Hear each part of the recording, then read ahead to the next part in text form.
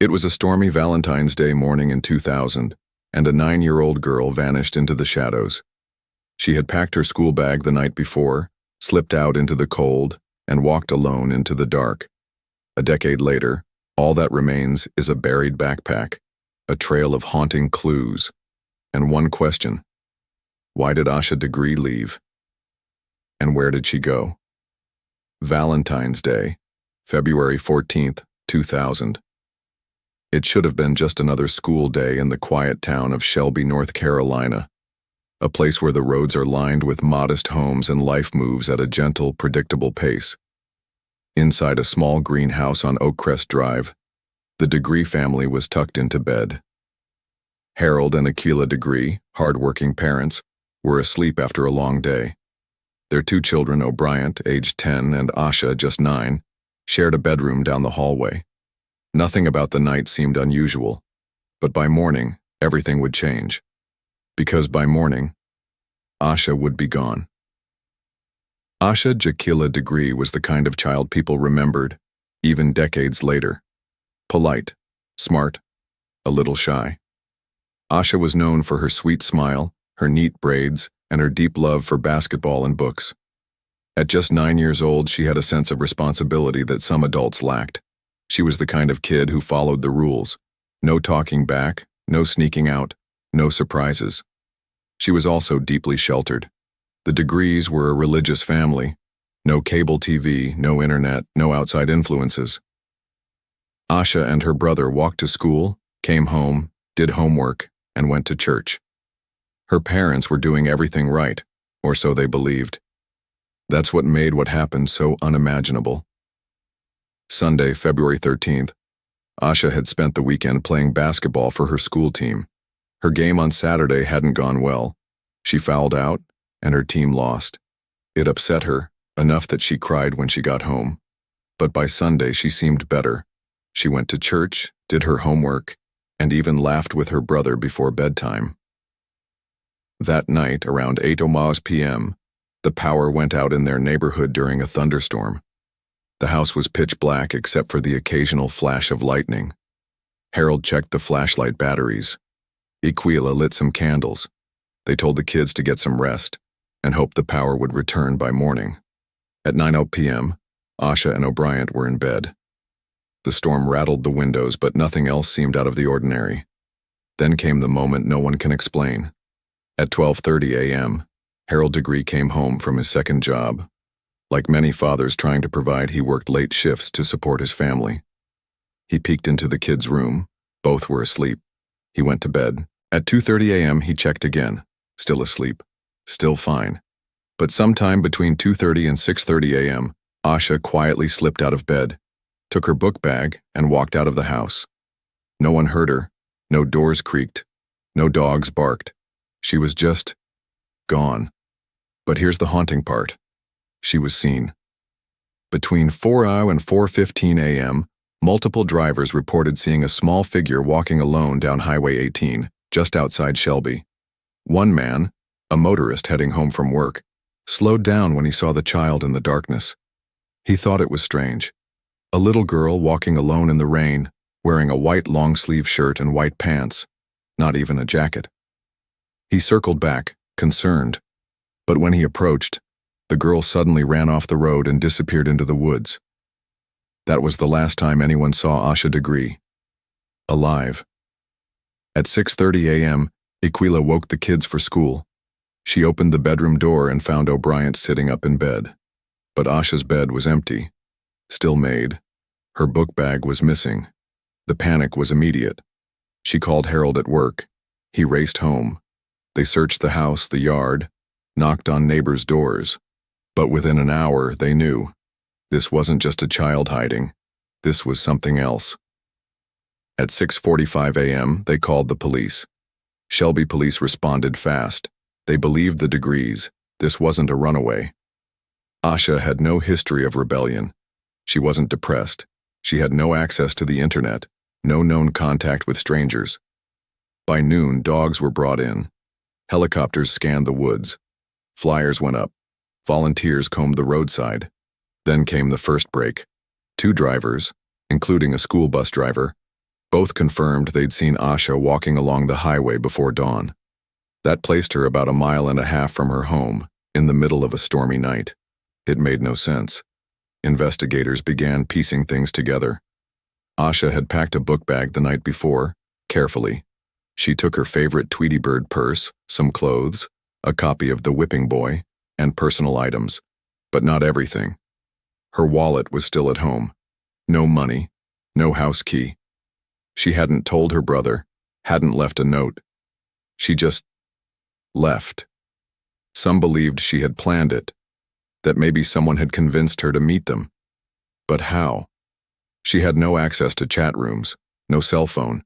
The Degrees didn't even own a computer. And yet, Asha had left with purpose. Iquila and Harold were shattered.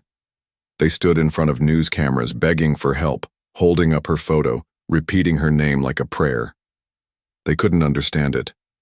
Nothing in their lives, no fights, no threats, no neglect, made this make sense. Their daughter had vanished without a trace. And worse, someone may have watched her go. Days turned into weeks. And still, no sign. No scent trail, no clothes, no footprints in the mud. It was like she had vanished into thin air. The community of Shelby rallied. Candlelight vigils were held. Church groups offered support. Tips flooded in. Most were dead ends. Psychics called. People claimed sightings in other states, but nothing led to Asha. Local police worked tirelessly. So did the FBI. But as winter turned to spring, leads dried up. And the mystery of the little girl who walked into the storm and didn't come back grew colder. You don't know how hard it is to wake up every day and not know where your child is, Iquila Degree once said. Someone knows something. I believe she's still alive. 24 years later, that belief still holds. But back in February 2000, all they had were questions. Why did Asha leave? Who was she meeting? And how did no one stop her? The road she walked that night leads into darkness. And so far, there's no end in sight. The hardest part is not knowing, Harold Degree said. We just want our baby back. The Shelby Police Department had seen runaways before, but this wasn't that. The Degree home showed no signs of dysfunction, no abuse, no chaos. And Asha? She was 9, too young to even cross the street alone, much less plan a runaway. From day one, investigators treated Asha's case as a child abduction. They launched a massive ground search. Within 12 hours of her disappearance, officers, volunteers, and K-9 units were combing the woods, ditches, and roadside. But the dogs couldn't pick up a strong scent trail. The storm may have washed it away, or she was picked up by a vehicle quickly and quietly. Helicopters scanned from above. Searchers walked in rows through the woods. Nothing. Not a shoe, not a wrapper, not even a broken twig that could be traced to her. It was like she had evaporated into the fog.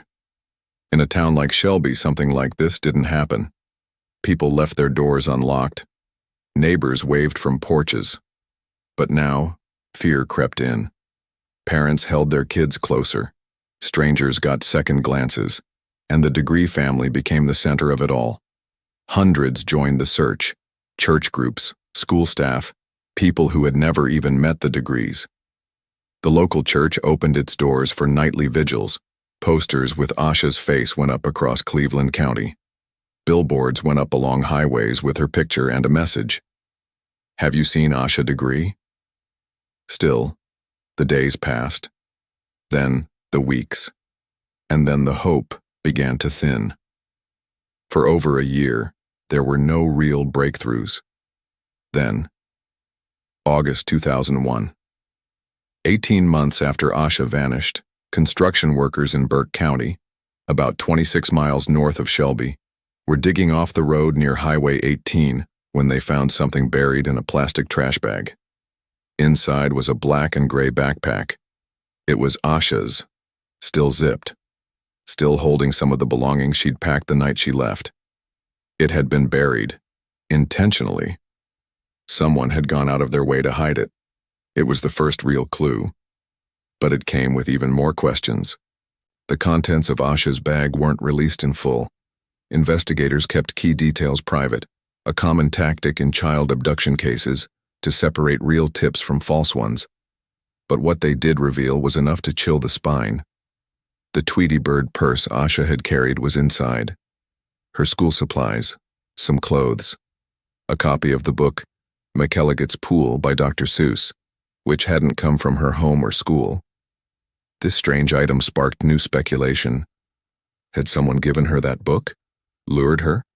Or had she borrowed it from somewhere? Or someone? And why bury the bag? Why not destroy it?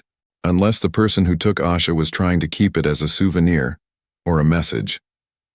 The discovery of the backpack shifted public perception. The theory of Asha being a runaway was no longer even on the table. This was a targeted abduction. But how? And why her? The Degree family had lived in the same house for years. They weren't wealthy. They weren't involved in any criminal activity. Asha's movements were predictable. School, church, home, basketball. So if someone had planned to take her, they would have had to watch, study her patterns. But even that didn't make sense, because Asha had left on her own, which meant someone got into her head. Without the internet, cell phones, or outside exposure, there were only a few possibilities. School. Could someone have spoken to her during the day? Church. Was it someone in the congregation? Basketball games? A fan? A stranger who spotted her on the court?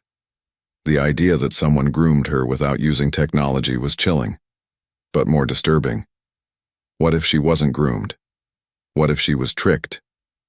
Some investigators wondered, could Asha have misunderstood something? Had she seen something? A message? A cartoon? A story that inspired her to run away on an adventure? Some pointed to The Whipping Boy, a book she loved, about a young prince who escapes with his servant in search of freedom. Was she imitating a character? But then again, that doesn't explain the bag being buried, or the book in her bag that wasn't hers. This wasn't pretend. This was real, and very dark. Over the years, thousands of tips have come in. Some were hopeful. Most were dead ends. 2004. A woman in South Carolina claimed she saw a girl matching Asha's description. Investigators followed up. Nothing. 2005.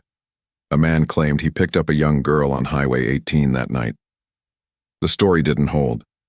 2008. A prison inmate said he knew who had taken her. He wanted a deal. It fell apart. Each time a lead surfaced, it brought new hope. And then, silence. The case stayed open, but Asha's trail remained cold. In 2015, 15 years after Asha disappeared, the FBI officially reopened the case as part of a cold case initiative. They brought in new agents, new resources, and new forensic tools. The Degree family, still living in the same house, hoped this would finally bring answers. Then, another twist. In 2020, the FBI revealed they were looking for information about two men who may have been connected to Asha's disappearance. Marcus Mellon, a convicted sex offender already in prison. Another unnamed man with ties to Cleveland County. But despite the announcement, no charges were filed, no arrests, no public updates, just more shadows. More than 2 decades later, Harold and Aquila Degree still live in the same home. Asha's room has been left untouched. Her trophies still sit on the shelves. Her clothes are folded in drawers. Every year on Valentine's Day, they hold a prayer walk, retracing the steps she took that night. They call it Walk for Asha. They believe someone knows what happened, and they still believe she might be alive. "We're not looking for someone to blame," Aquila said. "We just want her back. That's it." Let's pause and consider the theories viewers are still haunted by. Someone earned her trust in person, perhaps a family friend, a church member, or a school visitor. They convinced her to meet them in secret. She packed a bag, took a book. Maybe she thought she was going on an adventure, only to meet someone dangerous. Someone noticed her routines. They planned it, lured her out, took her, buried her belongings to destroy evidence. She left on her own, and a predator, possibly driving down Highway 18, saw her alone and vulnerable. All chilling, all possible. But no theory can explain the most crucial question. Why did Asha leave that night? Someone buried that bag. That means someone is still out there, and someone is still keeping this secret. 25 years is a long time to keep a secret, but secrets don't stay buried forever. Because Asha's story still echoes down that dark stretch of road, and every year more people hear it, and someone out there knows the truth. This is the type of case that wakes you up in the middle of the night, because somewhere, someone knows exactly what happened to Asha. Former FBI special agent. There's something about Asha's case that twists the mind, not just because she vanished, but because of how. She wasn't a troubled teen, she wasn't rebelling, she wasn't a runaway in the typical sense. She walked out of her home with no phone, no money, no map, into the dark and stormy night, never to be seen again. The human brain doesn't handle mysteries like this well. We crave resolution, explanation, closure. But here, the more you learn, the less you understand. So the question becomes, what really happened to Asha Degree, and who is still holding that answer? In 2020, 20 years after Asha vanished, the FBI announced they were seeking information about Marcus Mellon, a man already in prison for child sex offenses. He had once written a letter to law enforcement, claiming to know what happened to Asha. Authorities interviewed him. No arrests followed.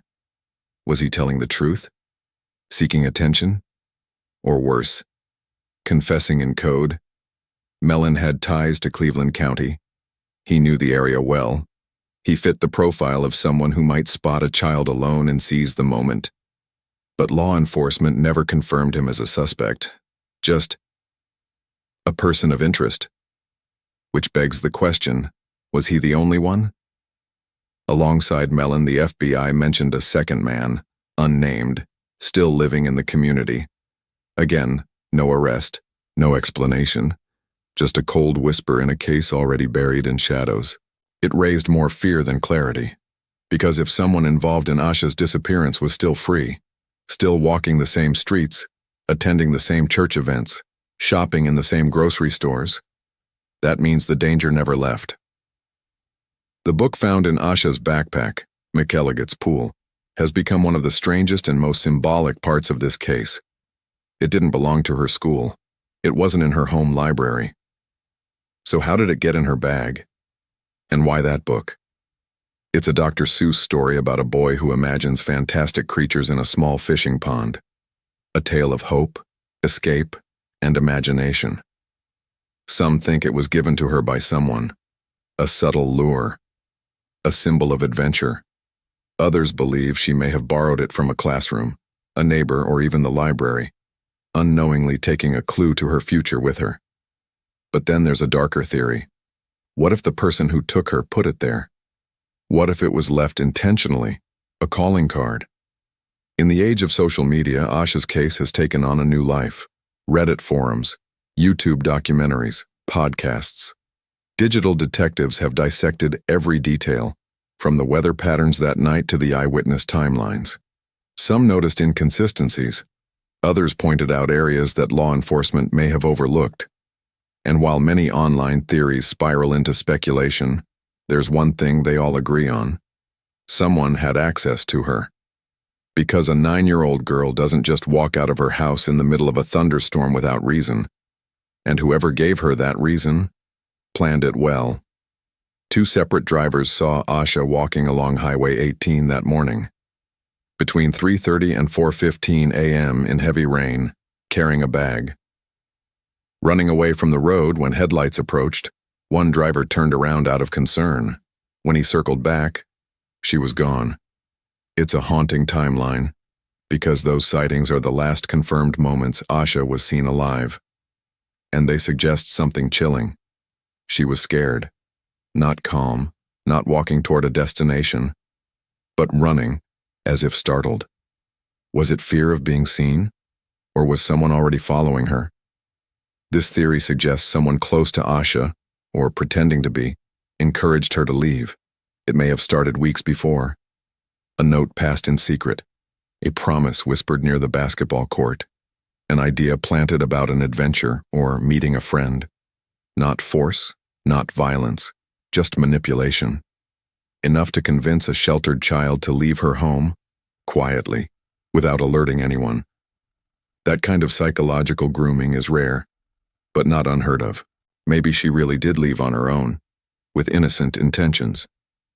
But out there on the roadside, someone saw her, a passing predator, a familiar face, someone who stopped, offered a ride, and then changed the course of her life forever.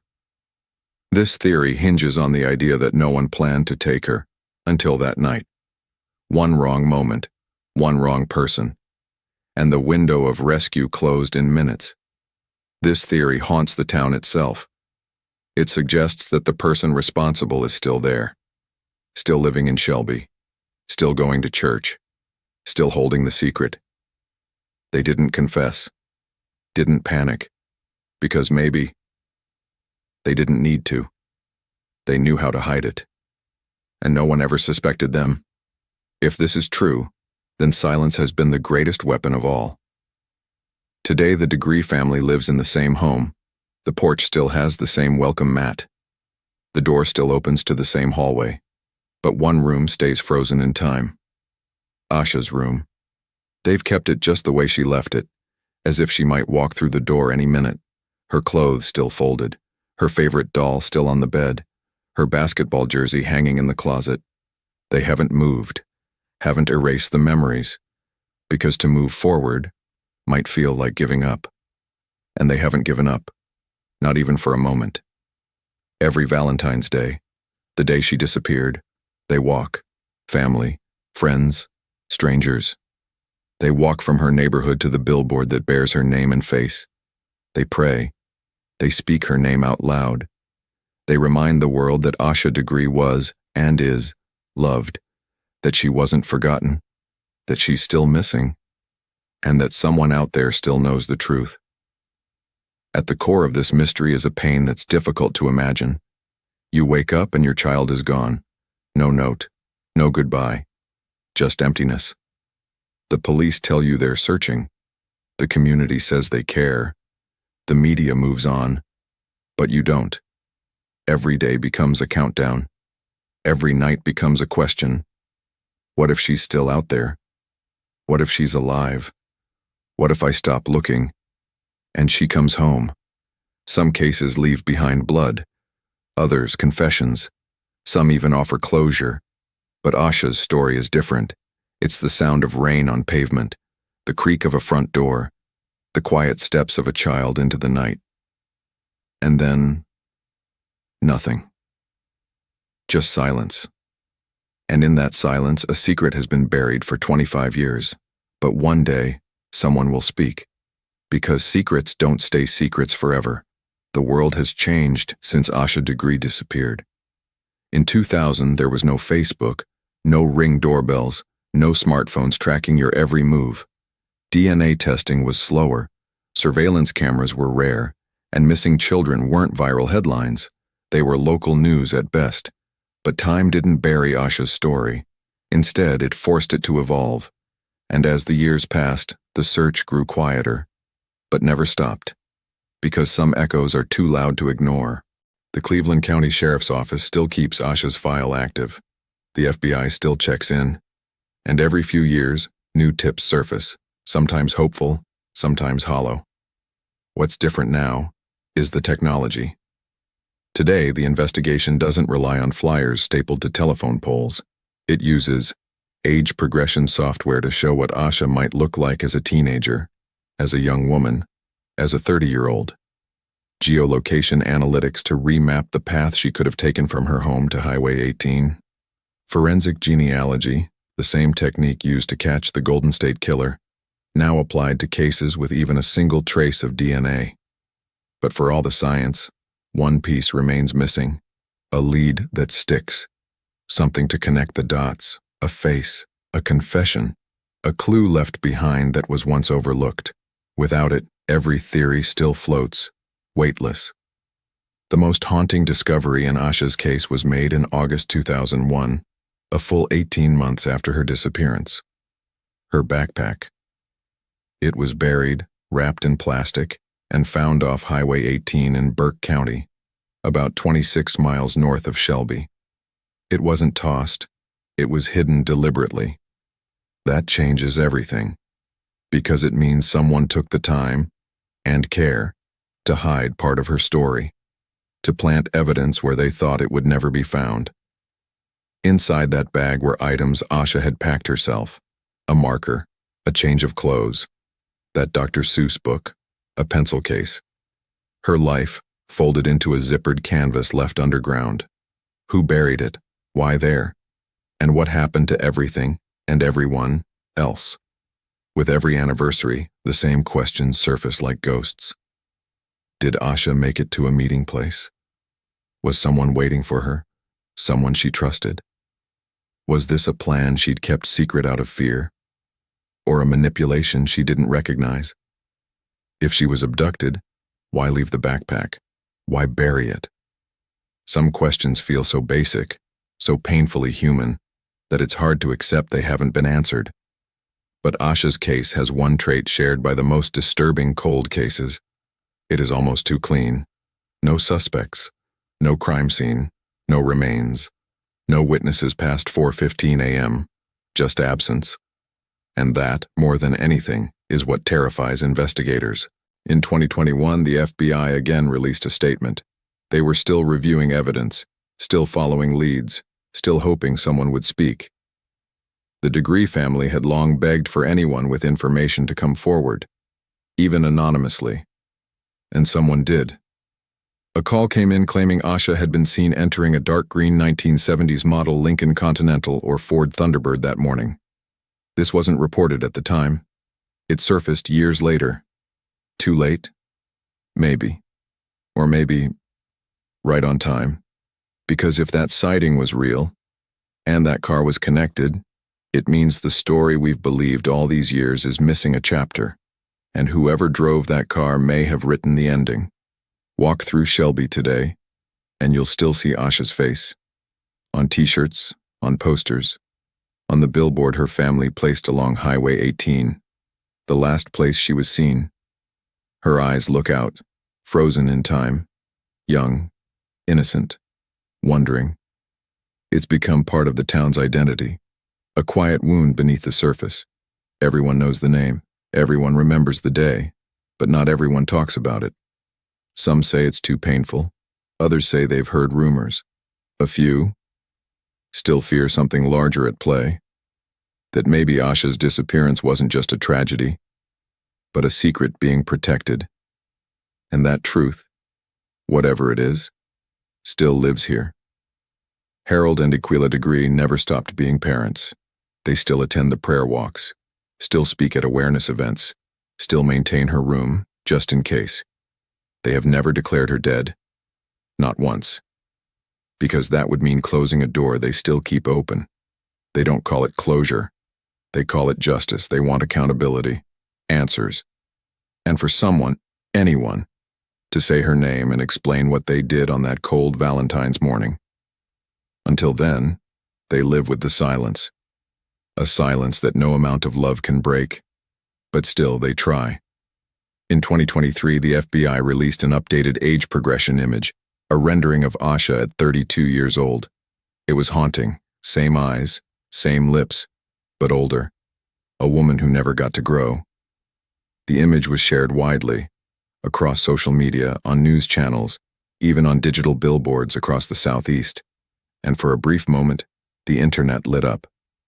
People asked, what if she's alive? What if she's out there, but doesn't know who she is? What if she was taken so young? She forgot her name? The idea is tragic, but it's possible. And it keeps the world watching. Because if Asha is out there, if she ever sees that image, she might remember something. And that might be enough. All these years later, there's still a door no one's knocked on. Still a name that hasn't been said. Still a confession waiting in someone's throat.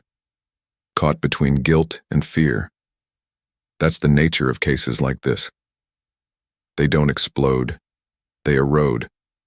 Time doesn't always tell. Sometimes it hides. And when justice finally does arrive, it feels both too late and exactly on time. This isn't just the story of a missing girl. It's the story of a town that changed, of parents who refuse to forget, of investigators who carry guilt, of strangers who still light candles every February 14th. Asha Degree may be missing, but her name is not lost. Her story is not over. And somewhere, buried under the weight of time, silence, and fear, is the truth.